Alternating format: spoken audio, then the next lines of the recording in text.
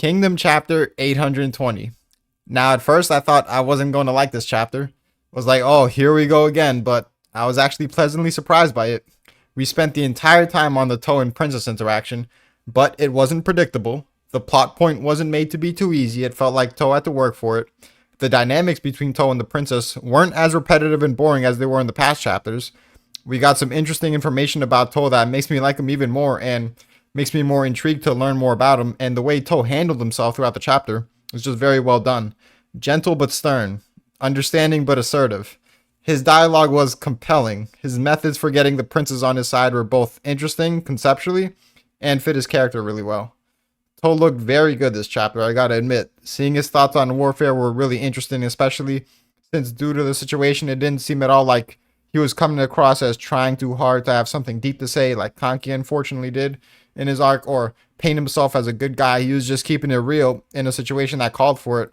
The whole chapter just felt very natural and well done. And he might have even taken out two birds with one stone.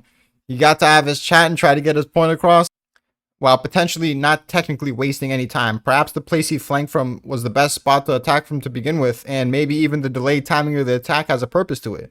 Let me not give too much benefit of the doubt, but I like how everything came together. Like I said, very pleasantly surprised by the chapter, and now we can move on and get to the fighting. But we start the chapter off with Toh giving the bombshell that he is in fact here to ask her to convince her people to surrender. It's not a troll. Yes, that's why Toh had you come over here. Sorry to disappoint you, but he asked her to be willing to convince her people to surrender, but it wasn't that easy to convince her, and thank God for that, as I'm still pretty sure the whole Han surrendering plot point isn't going to be satisfying at all. Will feel like a cop-out, or at the very least will feel extremely meh conceptually. And execution-wise, though, the Wano crying the princess is going to do to convince her people is not going to hit, I'll say that much. It's not going to tug on my heartstrings, to say the least. And I don't know anyone who's looking forward to it as some great character moment either. Does that guy exist? Is he a real person? I'm not sure, but her reaction to the suggestion was an understandable one. She brought up common talking points you'd expect. It is a hard pill to swallow, accepting losing your history and the glory your ancestors worked and sacrificed to achieve. It's something very heavy that can't be summed up into mere words, on top of potentially losing your people's identity as more and more time passes, losing their pride and their spirit. It's something arguably worse than death to a lot of people, and it makes it so Toh, rightfully so, doesn't come off as some all-knowing, has the answer to everything guy. He hasn't been built up to be that, and he doesn't need to be that to make his stances and actions impactful, which add to the moment and his character, if anything. It makes it so the whole ordeal will feel more natural later on, as the princess is going to have to be truly desperate to agree to this shit. And though Toh does seem to come off as a bit of a hypocrite, seeing as how he chose to be a soldier, at least to our knowledge, he wasn't forced into this and he could have retired as well. It does show how objective and understanding Toh is. He gets everything the princess spoke about. He understands the gravity of losing your history, your glory, your identity, your pride, and your spirit. He doesn't try to diminish any of these things or paint the princess in a bad light for putting value on them above all else, or painting him and his soldiers in a good light as the bringers of everlasting peace so no one can criticize them. He doesn't think himself to be any better in any regard. He's just trying his best to create the least amount of casualties possible. He has the necessary depth to understand the other side, but also understands life should be valued above all else.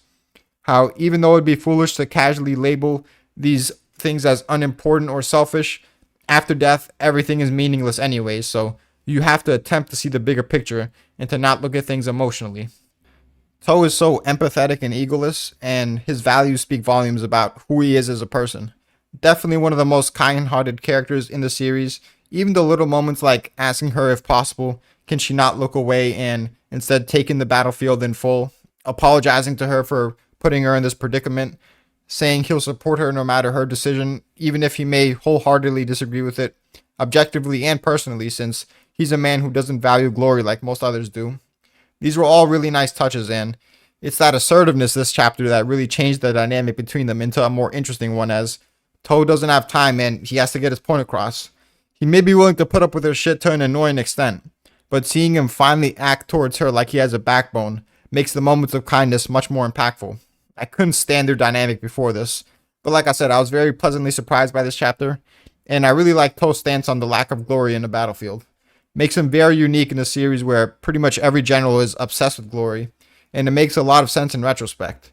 His pride being able to tour the lines with his boy Oki, being willing to give the limelight to the rising up and comers.